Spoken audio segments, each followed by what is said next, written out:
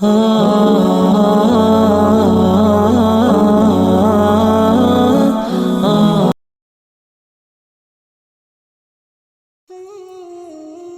تمہارا کوئی اپنا تمہارا ساتھ چھوڑ گیا ہے اور تم تکلیف برداشت نہیں کر پا رہے، اگر تم راتوں کو رو رہے ہو اور بنا سوئے دن گزار رہے ہو، اگر تمہیں لگتا ہے کہ اب سب ختم ہو گیا، اگر تمہیں لگتا ہے تم اس تکلیف سے کبھی پیچھا نہیں چھڑا سکو گے، اگر تمہیں لگتا ہے کہ اللہ تعالیٰ تم سے ناراض ہے اس لیے تمہیں دکھ میں ڈالا ہے، اگر تمہیں لگتا ہے کہ اللہ نے تمہیں اکیلا چھوڑ دیا ہے، وہ تمہاری بات نہیں سنتا، تمہیں جواب نہیں دیتا، اس کا مطلب یہ نہیں کہ تمہارا اللہ پر یقین کمزور ہے۔ اس کا یہ ہرگز مطلب نہیں کہ اللہ تم سے ناراض ہے۔ اس کو یہ مطلب بالکل نہیں کہ وہ تمہارے آنسو نہیں دیکھ رہا۔ اس کا یہ مطلب نہیں کہ تمہیں اس کی مصلحت پر بھروسہ نہیں ہے۔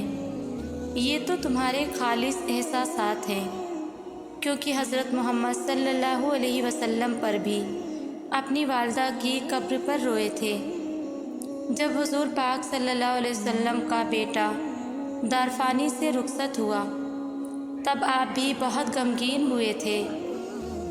حضرت یعقوب علیہ السلام نے اپنے بیٹے کی جدائی میں کئی ماہ و سال گزارے تھے اور دکھ سے رو رو کر ان کی آنکھیں چلی گئی تھیں۔ حضرت زکریا علیہ السلام کو بیٹے کی خواہش نے افسردہ کیا۔ دکھ کمزور ایمان کی نشانی نہیں ہے۔ ہو سکتا ہے کہ یہ خدا کا اشارہ ہو تمہیں اپنی کھوج میں لگانے کا، خدا کو تلاش کرنے کا، خدا کے اور قریب کرنے کا۔ ہو سکتا ہے کہ وہ تمہیں اپنی محبت کی پہچان کروانا چاہتا ہو۔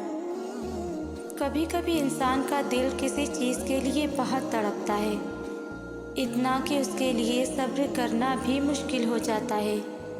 انسان ہر روز اس چیز کو حاصل کرنے کے لیے ہر اس لمحے دعا کرنے کی کوشش کرتا ہے جو لمحہ دعا کے لیے افضل ہے، اور اس کی آنکھیں اپنی مانگی گئی دعا کے قبول ہونے کے انتظار میں ہر روز ادھر ادھر تکتی رہتی ہیں، اور یہ تو بھول ہی جاتی ہیں کہ اللہ نے ہر چیز کو عطا کرنے کا ایک مخصوص اور بہترین وقت مقرر کر رکھا ہے۔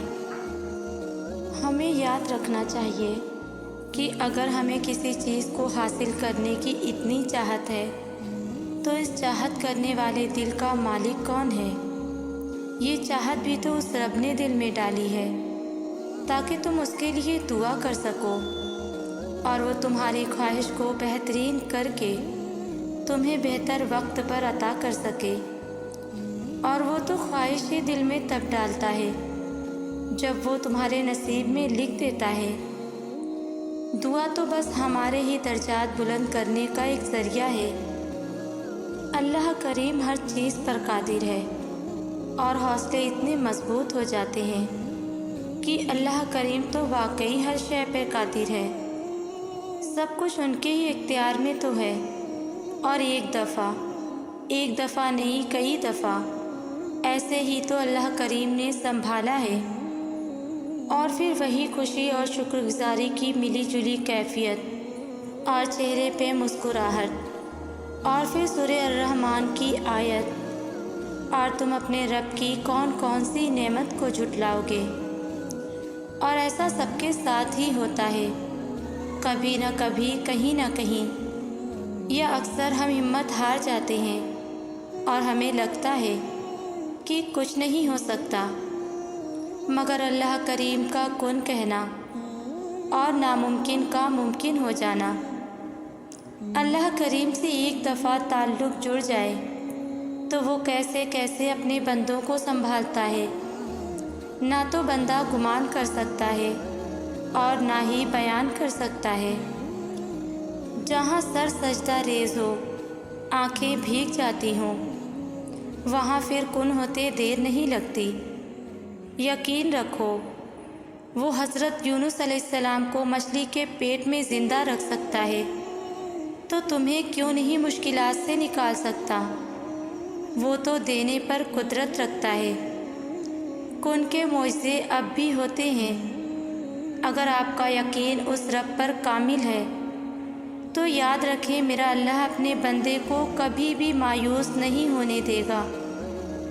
جب نہ مانگ کر ہمیں اتنا کچھ مل رہا ہے تو سوچیں جب مانگیں گے تو وہ تو ہماری ہر مانگ جو جائز ہو ان تمام خواہشات کو پورا کرنے پر وہ قدرت رکھتا ہے۔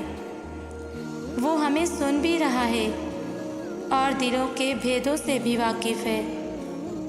جب اپنا غم کسی سے بیان نہ کر سکو، جب اپنی کیفیت کو خود ہی نہ سمجھ سکو، جب کوشش کر کر کے تھک جاؤ، ذہن کام کرنا چھوڑ دے، آنسوؤں میں کمی نہ آئے، تمام دن ایک سے گزرنے لگیں تو خود کو تھکانا چھوڑ دو، سوچوں کو اپنے اوپر چھوڑ دو، اپنا آپ حالات کے حوالے کر دو اس ایک ذات کے بھروسے۔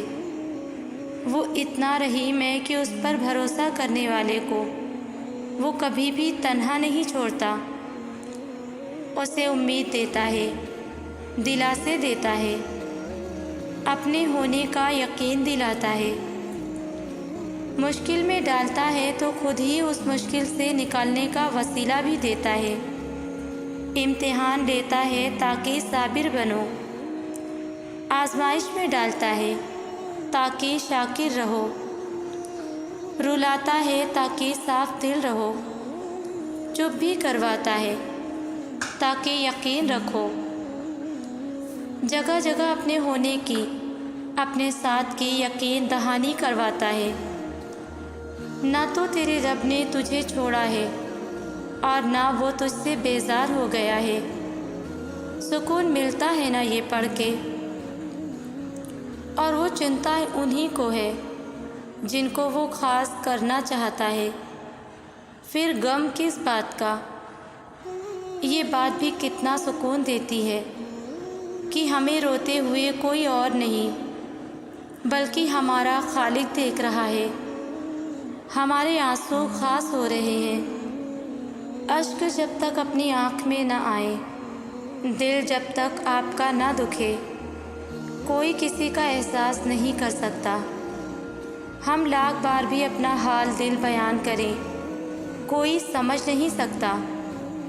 ایسے میں محبت دوستی کے سب دعوے دھرے کے دھرے رہ جاتے ہیں۔ سب جان کر بھی لوگ آپ کو غلط ثابت کرنا چاہتے ہیں، لیکن جب دل میں اللہ کے ساتھ کا احساس زندہ ہو تو کندھوں پر رکھے غم کے پہاڑ بھی ہلکے ہو جاتے ہیں۔ صرف اللہ ہی ہر بوجھ کو ہلکا کرنے کے لیے کافی ہے۔ یہ امید انسانوں سے نہیں، صرف اللہ سے ہی ہونی چاہیے۔ زندگی کی کچھ کہانیوں کا اختتام لا حاصل پہ ہوتا ہے، کچھ چیزوں کو نہ چاہتے ہوئے بھی چھوڑنا پڑتا ہے۔ کبھی کبھار ہم وہ چیزیں بھی مانگ لیتے ہیں جو ہماری نہیں ہوتی، جو کسی اور کا حصہ ہوتی ہیں۔ وہ ہماری زندگی میں بس آزمائش کے طور پہ آتی ہیں۔ تو جو کہانیاں اللہ لا حاصل پہ ختم کر دیتا ہے ان میں کتنی بڑی مصلحت ہوتی ہے۔ اگر اس وقت تمہیں اس بات کا اندازہ ہو جائے نا تو تم ساری زندگی شکر کے سجدے سے نہ اٹھو۔ اللہ چاہے تو تمہیں تمہارے حال پہ بھی چھوڑ سکتا ہے، مگر وہ ایسا نہیں کرتا۔ وہ ہمیشہ تمہاری حفاظت کرتا ہے۔